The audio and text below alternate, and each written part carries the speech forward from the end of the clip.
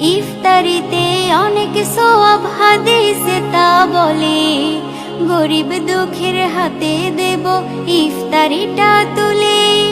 বড়ই মধুর শুনতে লাগে কোরআনের। সারা দিনের ক্লান্তি ভুলে সুখটা নিব ইফতারে, সেহরি খাবো রাখবো রোজা, ডাক দিও মা আমারে।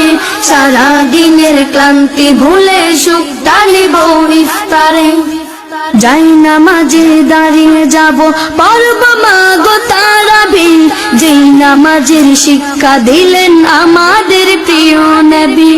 যাই নামাজে দাঁড়িয়ে যাব পড়ব মা গো তারাবি, যেই নামাজের শিক্ষা দিলেন আমাদের প্রিয় নবী।